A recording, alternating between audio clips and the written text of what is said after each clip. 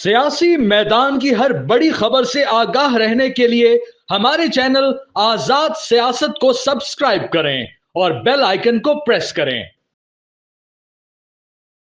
बिस्मिल्लाहिर्रहमानिर्रहीम। आज़ाद digital podcast के एक और सिलसिले के साथ मैं हूं अज़हर जावेद, और आलमी ख़बरों पे कुछ नज़र पाकिस्तान के अंदर, और बात होगी मुख्तलिफ डेवलपिंग स्टोरीज़ पे। और ख़ास तौर पे बात करेंगे पीटीआई के रहनुमा नईम हैदर पंचोता, उन्होंने भी कुछ बात की है। उस पे भी गुफ्तगू होगी, और कुछ अमेरिका से जो इतलात आ रही हैं, ख़बरें आ रही हैं, और ख़ास तौर पर पाकिस्तान का शुक्रिया बार बार अदा किया जा रहा है, उस हवाले से भी मेरे साथ मौजूद हैं अहमद हसन अरबी, जो कि इन अमूर पर दस्तरस भी रखते हैं और हमारे नाजरीन को इसके बारे में लेटेस्ट जो डेवलपमेंट्स है वो भी बताते हैं। अहमद, बहुत शुक्रिया आपका। Thank you so much. शुरू करते हैं अमेरिका से। अमेरिका का जो एक दहशतगर्दी में मतलूब मुलजिम था, वो पाकिस्तान ने उनके हवाले कर दिया पकड़ के, और उसके हवाले से अभी भी देखें कि तो तरीके इंसाफ जो है, वो एक कंपेन जो बना के बैठी थी कि ट्रंप आएगा और इमरान खान को ले जाएगा, उसमें से हवा निकल गई। लेकिन अभी भी कोशिशें जारी हैं इस चीज़ों को मुतनाज़ा करने के लिए। हमने देखा कि स्टेट डिपार्टमेंट की ब्रीफिंग में भी एक सहाफ़ी से सवाल करवाया गया, उसका कोई जवाब नहीं हुआ, और उसके बाद फिर एक स्टेट डिपार्टमेंट का जो अकाउंट है साउथ एशिया के लिए, उससे एक बार फिर पाकिस्तान का शुक्रिया अदा किया। क्या आप कहना चाहेंगे इन सारी डेवलपमेंट्स के हवाले से? देखें आज़ाद भाई, इसमें सबसे पहले जो अमेरिका की तरफ से एक्नॉलेजमेंट आई है, वो इस बात का साइन है, इस बात का सबूत है कि पाकिस्तान की जो दहशतगर्दी के खिलाफ एफर्ट्स हैं, उनको कोई भी मुल्क इग्नोर नहीं कर सकता।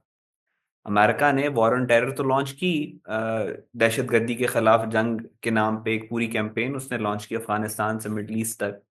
लेकिन असल में जिस मुल्क ने दहशतगर्दी के खिलाफ हकीकी जंग लड़ी है, वो पाकिस्तान है।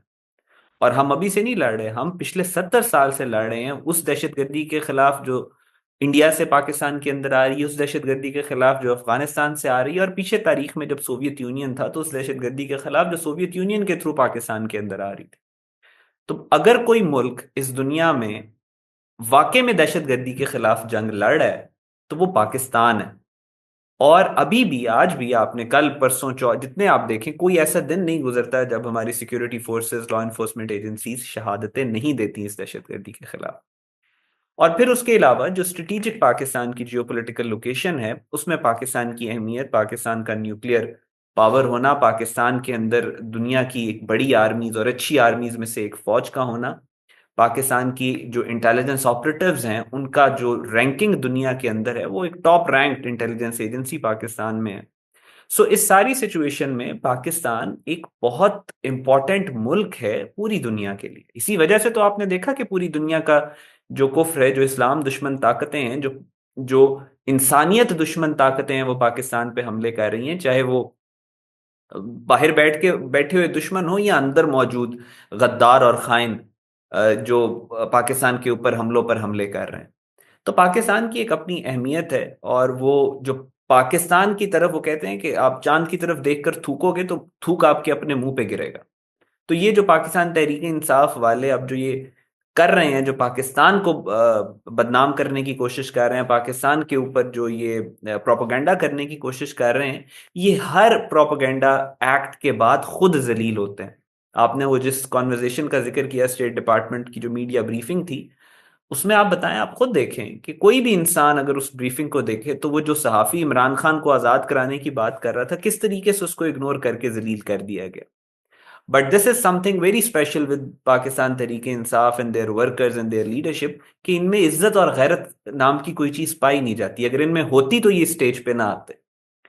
तो ये इनकी हकीकत है, ये मजीद जलील हो रहे हैं और ये जलील होते चले जा रहे हैं। पाकिस्तान के अंदर इनकी स्ट्रेंथ जो है वो खत्म हो गई है। आपने देखा 8 फरवरी को इन्होंने, इस जो गुजरा है, इन्होंने बहुत बड़ा अपनी तरफ से प्रोटेस्ट प्लान किया हुआ था पाकिस्तान में, और बिल्कुल पता भी नहीं चला कि ये एग्जिस्ट भी करती है पाकिस्तान तरीके इंसाफ, और इन्होंने प्रोटेस्ट कॉल भी किया हुआ था। और फिर उसके अलावा इंग्लैंड के अंदर आपने देखा कि किस तरीके से इनके टोटल 40-50 लोग एहतजाज करने के लिए, और वो भोंडा सा एहतजाज किया। फिर आपने अमेरिका के अंदर भी देखा कि और डोनाल्ड ट्रंप से जो इन्होंने उम्मीदें वाबस्ता की हुई थी, जो इनकी पार्टी की लीडरशिप, जो इनके जर्नलिस्ट करोड़ों रुपया ले रहे थे पाकिस्तान के मासूम पीटीआई के लोगों से कि हम डोनाल्ड ट्रंप के इर्द गिर्द लॉबिंग कर रहे हैं और इमरान खान को निकालेगा, वो भी फेल हो गया। तो मुझे आप पिछले एक साल के अंदर कोई एक बैटल, कोई एक महाज पाकिस्तान तहरीक इंसाफ का ऐसा बता दें कि जिसपे इनको कोई खातिर खा कामयाबी या जीत हासिल हुई हो, या ये आप मुझे बता दें कि कोई एक इवेंट ऐसा हुआ हो कि जिसमें ये जलील ना हुए मैं। तो ये इस सारे सिनेरियो की हकीकत है। और ये पाकिस्तान के, अमेरिका के, बल्कि पाकिस्तान के पूरी दुनिया के साथ जो ताल्लुकात हैं वो रियासत से रियासत के होते हैं।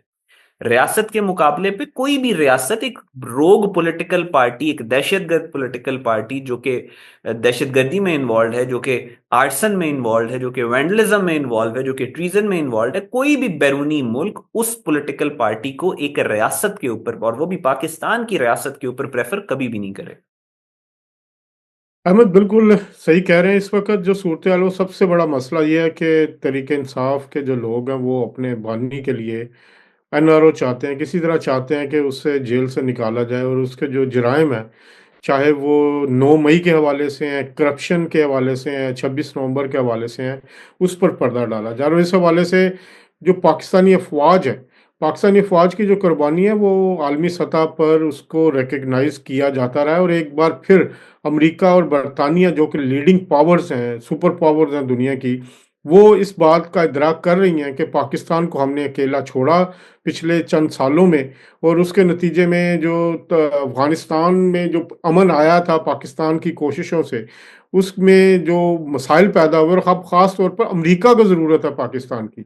अमेरिका को ज़रूरत इस बात की है कि वो जो अपना वहाँ से असला लेना चाहता है वापस, वहाँ से जो चीज़ें छोड़ के गया, तो उसके लिए पाकिस्तान की ज़रूरत है। तो इस सारी सूरत हाल में अभी तकरीबन 15 घंटे कबल भी स्टेट डिपार्टमेंट के एक साउथ एशिया अकाउंट से एक बार फिर पाकिस्तान का शुक्रिया अदा किया गया और काउंटर टेररिज्म पर कोशिशों को वाइटल करार दिया जाए। तो मेरा ख्याल है कि पाकिस्तानी अफवाज को जहां अमेरिका और बरतानिया में पजीराई मिल रही है, उनकी जो पेशा वराना सलाहियतें हैं उनको माना जा रहा है, वहीं पर जो अफगानिस्तान और ख़ास तौर पर बलूचिस्तान में जो कुछ हो रहा है पाकिस्तान के खिलाफ दहशत गर्दी हो रही है, उस पर भी आलमी फोर्सेस को भी पाकिस्तान का मेरे ख्याल साथ देना चाहिए। और इस हवाले से हम देखें तो एक पीटीआई के रहनुमा नईम हैदर पंचोता, उनकी एक स्टेटमेंट आई है, उस बारे में आप क्या कहना चाहेंगे? क्या माइंडसेट है पीटीआई का, उनके रहनुमाओं का, क्या वो सोचते हैं इस सारे मामले को लेके?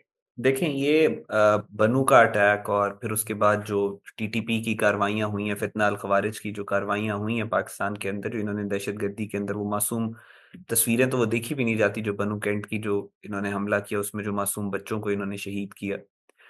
तो इस सारी सिचुएशन के अंदर ये पीटीआई का जो लीडर है, जिसका आपने नाम लिया है, नईम पंचोता, ये किसी टेलीविजन के ऊपर बैठा है और ये बैठ के वहां पे ये कह रहा है कि ये इस वजह से हमले हो रहे हैं, अफगान इस वजह से हमले कर रहे हैं क्योंकि हम अफगानिस्तान के अंदर जाके स्ट्राइक्स कर रहे हैं।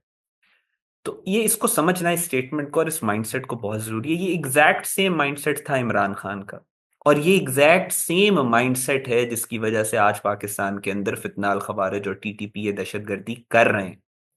इमरान खान ये कहता था कि जी ये टीटीपी वाले पाकिस्तान में हमले इस वजह से करते हैं क्योंकि हमने अमेरिका की वॉर ऑन टेरर में उनका साथ दिया और ये हमारे लोग हैं टीटीपी वाले, इनको हमें सीने से लगाना चाहिए। इसको कहते हैं दहशतगर्दी का एक्सक्यूज देना, दहशतगर्द कार्रवाइयों का एक्सक्यूज फराहम करना, जस्टिफिकेशन देना। और इमरान खान पहले दिन से ये देता रहा है। अब ये जो, जब आप एक बड़ी पॉलिटिकल पार्टी पाकिस्तान की नेशनल मीडिया के ऊपर, पार्लियामेंट के अंदर, वो ये बात करती है कि जी ये जो कत्लेआम कर रहे हैं उसकी ये वजह है और ये कत्लेआम ठीक है, तो फिर उसके बाद वो जो दहशतगर्द तंजीम होती है वो मजीद ताकतवर होती है इंफॉर्मेशन वॉरफेयर में, स्ट्रेटेजिक वॉरफेयर में, और वो फिर मजीद हमले करती है पाकिस्तान में। तो यही इमरान खान ने किया। इमरान खान, आपको पता है, तहरीक तालिबान पाकिस्तान के पहले एम्बेसडर्स में से एक था, और ये हमेशा से एपीएस के अटैक से पहले तक ये कहता था पेशावर में टीटीपी के जहन्नम के कुत्तों के दफ्तर खोलने चाहिए। सो अभी ये खुद जेल में, वहां से ये बोल नहीं सकता, तो फितना और फसाद थोड़ा कम फैल रहा है। आपको ये भी इस बात का पता है कि ये जो 20,000 के करीब अफगानिस्तान से दहशतगर्दों को लाके आबाद किया, वो भी इमरान खान ने आबाद किया। जब ये डर था कि अफगानिस्तान के अंदर अफगान तालिबान की हुकूमत आ रही है और ये स्पेकुलेट किया जा रहा था कि अफगान तालिबान टीटीपी को मार देंगे, तो इमरान खान पहुंच गया वहां पे कि जाओ आप ये दहशतगर्द हमें दे दो, इन्हें हम वापस ला के आबाद करेंगे। सो अभी जो नईम पंचोता कर रहा है ये उसी तरीके से इमरान खान के नक्शे कदम पर चलते हुए ही पाकिस्तान की ये जो दहशतगर्द, ये जो बच्चों को जिबा कर रहे हैं, ये जो अवाम का कत्लेआम कर रहे हैं, जो औरतों को जिबा कर रहे हैं, ये उसकी जस्टिफिकेशन दे रहा है कि भाई क्योंकि पाकिस्तान अफगानिस्तान के अंदर स्ट्राइक्स करते हैं, इस वजह से ये दहशतगर्दी हलाल है। ये वही माइंडसेट है। अब आप मुझे ये बताएं कि कोई भी किसी किस्म की दुनिया की लॉजिक, किसी किस्म का मंतक, किसी किस्म का एक्सक्यूज फराहम किया जा सकता है एपीएस के बच्चों के कत्लेआम का, या बनू कैंट में उस छोटे 2 साल के बच्चे को शहीद करने का? तो इस कत्लेआम को डिफेंड कौन कर रहा है और जस्टिफाई कौन कर रहा है? या पाकिस्तान तहरीक इंसाफ कर रही है, या तहरीक तालिबान पाकिस्तान का सोशल मीडिया और डिजिटल विंग कर रहा है, जिसको उमर मीडिया कहते हैं। पाकिस्तान तहरीक इंसाफ के वो लोग जो दहशतगर्दी के को जस्टिफाई कर रहे हैं, जो बच्चों के कत्लेआम का जवाज ये कह रहे हैं कि ये जस्टिफाइड है क्योंकि ये हो गया और वो हो गया, इन लोगों को भी उसी तरीके से ट्रीट करना चाहिए जिस तरह तहरीक तालिबान पाकिस्तान फितना अल खवारिज के मीडिया विंग को ट्रीट किया जाता है। ये पाकिस्तान की कोई इंटेलेक्चुअल्स नहीं है, ये कोई डिफेंस और सिक्योरिटी एनालिस्ट नहीं है, ये दहशतगर्दों के साथी हैं और हामी हैं, और इन्हीं की प्लानिंग और इन्हीं की जो इंफॉर्मेशन वॉरफेयर थी जिसकी वजह से पाकिस्तान आज इस नहज पे पहुंचे कि हर रोज दोबारा से हम दहशतगर्दी फेस कर रहे हैं। सो इट्स अबाउट टाइम कि पाकिस्तान की रियासत जो है और पाकिस्तान के जो लॉ इन्फोर्समेंट एजेंसीज हैं, इन डिजिटल दहशतगर्दों को भी उसी तरीके से ट्रीट करें जिस तरह फिजिकल दहशतगर्दों को ट्रीट किया जाता है। बिल्कुल अहमद, और इसी से जुड़ी एक खबर मैं आपको देता जाऊं इन डिजिटल दहशतगर्दों के हवाले से, जो कि यूके में मौजूद हैं। जो बरतानवी एजेंसीज हैं, हमारी ये इतलात के मुताबिक 20 के करीब ऐसे अकाउंट्स की निशानदेही हुई है जो बरतानिया में बनाए गए हैं, बरतानिया से ऑपरेट होते हैं, और वो पाकिस्तान में और अफगानिस्तान में दहशतगर्दी को बढ़ाने के लिए, वहाँ पर नेगेटिविटी फैलाने के लिए, और जो अमन अमान को ख़राब करने के हवाले से ट्वीट्स करते हैं, मवाद शाया करते हैं। और इस हवाले से इन 20 अकाउंट्स के पीछे जो लोग हैं उनकी निशानदेही भी कर ली गई है, और हमारी इत्तलात के मुताबिक इनको मॉनिटर किया जा रहा है और इनकी जल्द गिरफ्तारियां हो सकती हैं। ये बरतानवी हमारे जो ज़राए हैं उन्होंने कहा, और ये वो लोग हैं जो पीटीआई से जुड़े हुए हैं ज़्यादातर, और इनका मकसद सिर्फ और सिर्फ इमरान खान को बचाने के लिए पाकिस्तान को बदअमनी की तरफ धकेलना, और ख़ास तौर पर इस सारे मामले में पाकिस्तान और पाकिस्तानी रियासती इदारों के खिलाफ प्रोपेगेंडा करना। तो ये 20 अकाउंट इनकी निशानदेही हो चुकी है। इसके अलावा दीगर पर भी काम जारी है, और जो लोग यहाँ पर प्रोपेगेंडा में मुलविस हैं उनको ख़ास तौर पर मॉनिटर किया जा रहा है। तो ये इसी से जुड़ी एक खबर थी डिजिटल दहशतगर्दी के हवाले से, और लोग जो पाकिस्तानी हैं उनसे भी रिक्वेस्ट है कि वो इससे बारे में मोहतात रहें। बहुत सारे लोग जज्बात में आकर कुछ ऐसी पोस्ट कर देते हैं, उसको रीशेयर कर देते हैं जो कि कानून के खिलाफ है, उनको भी इन मसाइल का सामना करना पड़ सकता है। अब आते हैं अहमद, ऑक्सफोर्ड में वफाकी वजीर एहसन इकबाल साहब का एक डिबेट हुई थी, और उस डिबेट को लेकर जो है वो जो पीटीआई के रहनुमा जुल्फी बुखारी, उन्होंने 35 सेकंड का एक क्लिप शेयर किया, और उसको लेके फिर एक कंट्रोवर्सी शुरू हुई। जो उस वक़्त वीडियोज़ भी देखी और सारे मामले में, तो एहसन इकबाल साहब जो हैं उन्होंने उस जो डिबेट को जीता था। उस वक़्त हाल में तकरीबन ये कह लें कि 350 के करीब लोग मौजूद थे, और ये 1.5 से 2 घंटे की डिबेट थी जिसमें काउंटर दलाइल दिए, कुछ इल्ज़ामात लगाए गए रियासत पर, रियासती इदारों पर, हुकूमत पर। तो एहसन इकबाल साहब ने उस डिबेट को 180 वोट लेकर जीता, और उनके मुखालिफ 145 वोट पड़े थे। तो ये एक ऐसी कंट्रोवर्सी थी जो कि दोबारा खड़ी करने की कोशिश की गई। इस बारे में आप क्या कहते हैं कि ये पीटीआई के जो रहनुमा हैं वो इस तरह के छोटे छोटे टोटे निकाल कर कौन सी अपने मकासद हासिल करना चाहते हैं? बस सोशल मीडिया के ऊपर इनका ये जो गंद है उस पर व्यूज इनको मिल जाते हैं, इनको थोड़ी रीच मिल जाती है, इनको पैसे मिल जाते हैं। ये सारी एक डॉलर इकोनॉमी है जो ये सोशल मीडिया के ऊपर चला रहे हैं, और वो पैसों के लिए ये अपना कुछ भी बेच सकते हैं। इन्होंने अपना मुल्क बेच दिया चंद डॉलरों की खातिर। मुल्क तो माँ की तरह, रियासत और मुल्क तो माँ की तरह होते हैं, इन्होंने उसको बेच दिया चंद पैसों की खातिर। तो ये तो बड़ी छोटी छोटी चीजें। और जहां तक ये डिबेट की बात है और इंटेलेक्चुअलिज्म की बात है, तो अभी आपने बात की तो मुझे याद आया कि पीटीआई से आप एक लॉजिकल, एक एक अच्छा आर्ग्यूमेंट एक्सपेक्ट कर ही नहीं सकते। जो भी लोग पीटीआई के माइंडसेट के साथ इन्वॉल्व हैं, उनकी सोचने की और समझने की और अकल रखने की और आर्ग्यूमेंट करने की, डिबेट करने की, एक प्रोडक्टिव बहस करने की सलाहियत ऑटोमेटिकली खत्म हो जाती है। मुझे अच्छी तरह याद है, पाकिस्तान तहरीक इंसाफ जब हुकूमत में थी तो इंफॉर्मेशन मिनिस्टर था इनका, जो कि एक इंटरनेशनल मीडिया के ऊपर बैठा एक जियो स्ट्रेटजी के ऊपर शो कर रहा था। गालिबन वो रशियन टेलीविजन था और बार बार रशिया को कह रहा था सोवियत यूनियन। और फिर इमरान खान के जो अपने हालात है, को कभी जापान जर्मनी का बॉर्डर मिला देता है, तो कभी कुछ और कभी कुछ। तो ये इनके साथ आप लॉजिकल डिबेट एक्सपेक्ट कर ही नहीं सकते। तो जब ये लॉजिकली जीत नहीं सकते, तो फिर इनके पास हर चीज का एक ही सोल्यूशन है कि सोशल मीडिया पे इंफॉर्मेशन को मैनिपुलेट करो, सेंसेशन क्रिएट करो, पाकिस्तान को नुकसान पहुंचाओ। वही ये करते आए हैं, वही ये करते रहेंगे। इसके अलावा इनके पास कोई सब्सटेंस मौजूद नहीं है।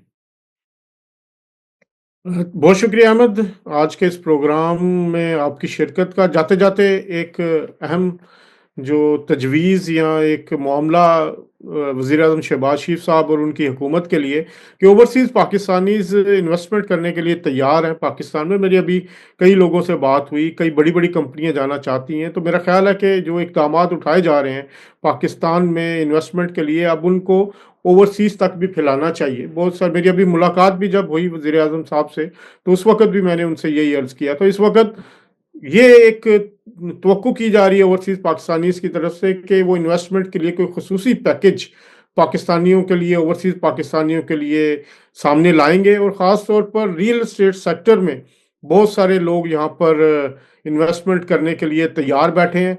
तो वज़ीर-ए-आज़म साहब और उनकी काबीना के लिए यही है कि इन ओवरसीज़ पाकिस्तानीज़ को पाकिस्तान में इन्वेस्टमेंट के लिए ख़ुसूसी सहूलियात दी जाएँ। और अब ये वक़्त है कि इनकी तरफ तवज्जो दी जाए। और ज़र मुबादला ऑलरेडी ये बहुत ज़्यादा बड़ी तादाद में भिजवा रहे हैं, मज़ीद इन्वेस्टमेंट के लिए इनसे रुजू किया जाना चाहिए। आज तक के प्रोग्राम के लिए इतना ही काफ़ी। इंशाअल्लाह अगली दफ़ा फिर मुलाकात होगी, तब तक के लिए अल्लाह हाफ़िज़।